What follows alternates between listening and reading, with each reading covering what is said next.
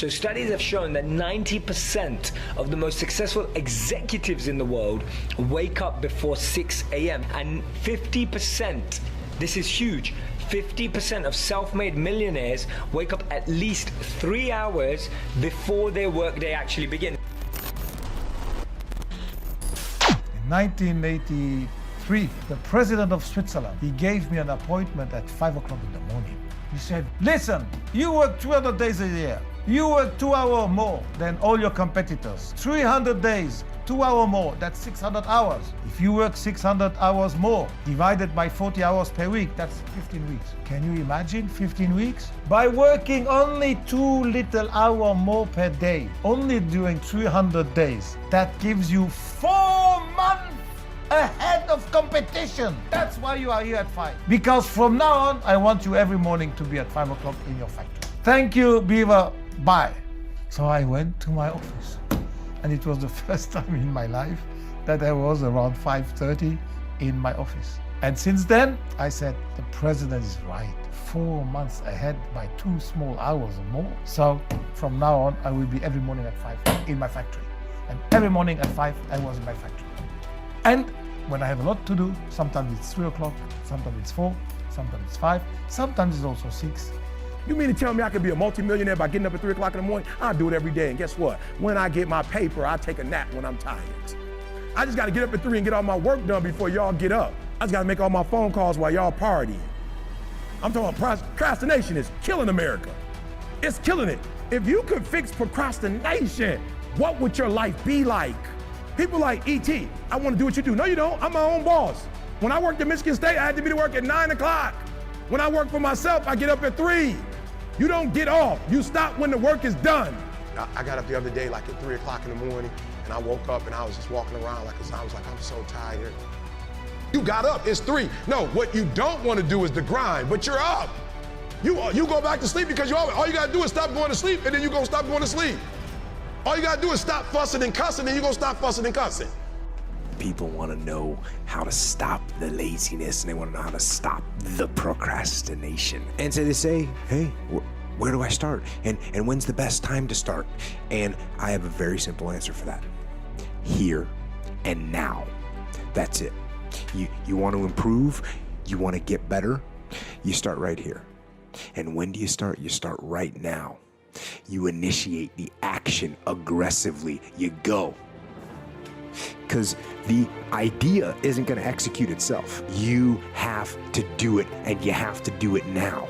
Take that first step and make it happen. Isn't it about time you become that person you knew you always could be? How do you do that? You break the mold, guys. You get the out of bed when it's cold, when it's early. You do something away from the normality of what you've been doing. Doing the same thing, expecting a different result doesn't work that way. You must switch up the mainframe. Switch it up if you want a different result, man. Shock the system. Start with an earthquake, man. What I mean by that is, yeah, get up at 4 in the morning one day and go for a run and see how you feel. And your neighbor's just getting up, grabbing the coffee, looking outside, wondering, what the day's gonna hold for them. Well, your day's already provided something for you. Mentally, you'll feel like, wow, man, that was alive. But you won't get to know what I'm talking about, man. You can't look at a picture of Hawaii and feel the cool breeze and the warm water. You gotta be there, man. Commit to one day, try it, see how it feels. Getting up that early when everyone else is asleep, or it's that cold. When everybody else says, no, this is not comfortable, we shouldn't do this. You say, yes, motherfucker, I'm gonna introduce myself to it. Every transformation always gets worse before it gets better. Hustle is putting it all on the line. Hustle is waking up one day, the day before you die, and realizing you gave it your all into the parenting of your children, the building of your businesses, the philanthropy that you wanted to do. Whatever you define, it's just, all in, emotionally and executionally, in theory and strategy and in execution. I believe work ethic is important if you want to achieve hyperbolic success. I'm not worried about how much sleep they get. I'm worried about what they do while they're awake. I'm fascinated by people who say, I hustle, I sleep 4 hours, but then watch 3 hours of YouTube videos a day. I recommend that you go to bed earlier, because what are you doing at night most of the time? Most of the time at night, you're not working on anything super productive. You're just winding down and watching stupid YouTube videos or surfing the internet, reading clickbait stories, right? Don't do that. Instead, go to sleep, and then wake up early. So that gives me the opportunity to do things that I need to get done for myself. And it doesn't feel good at 4:30 when you get up, but I get up and get out of bed. See, sleep and waking up early isn't just about the time you wake up. It's waking up energized. It's not just about getting the right amount of sleep. It's getting the right depth of sleep, right? It's not just about making sure that you're in bed on time. It's about making sure that your mindset is prepared for the next day.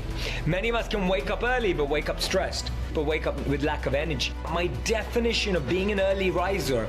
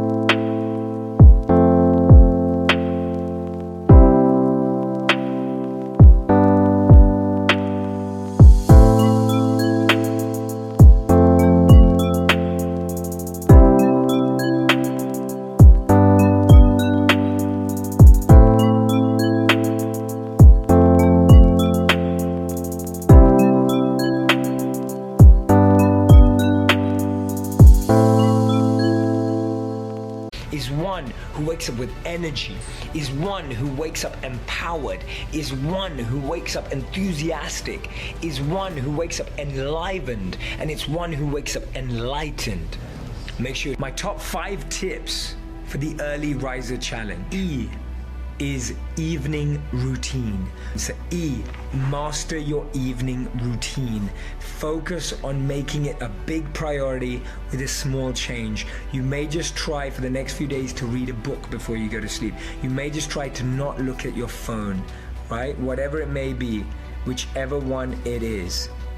The second one is affirmations. Affirmations are powerful statements that empower you to wake up how you want to wake up. Now you may say, oh, this is all like, who does this stuff? You know what? A lot of successful people do. And it's because it's preparing your mind. You're planting the seed in your mind right now. And when you go to sleep, that seed is growing so that when you wake up, you're ready. I've done it so many times. I wake up saying to myself, I'm gonna wake up feeling excited about meditation tomorrow.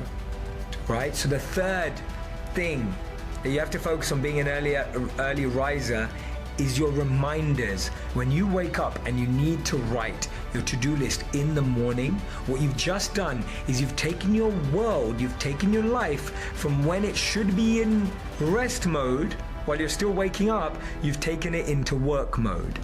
The lead up time to sleeping, switching off your devices, make sure that you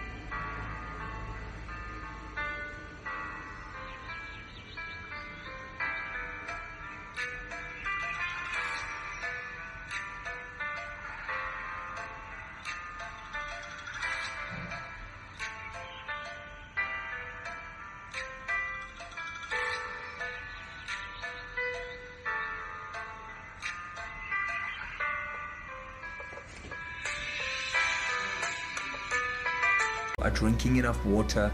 Make sure that your room is in the right amount of darkness. So when I was a monk, we learn about this, that the deepest sleep received is when we sleep in cave-like darkness. Journaling under your reminders or your affirmations, write down the 3 things you're grateful for, the 3 things to let go of.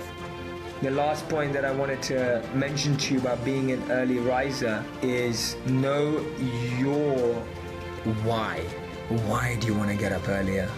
When you have a strong why, when you know why waking up earlier is important to you, whether it's for your kids, whether it's for your project, whether it's for your dreams, whatever success means to you, your why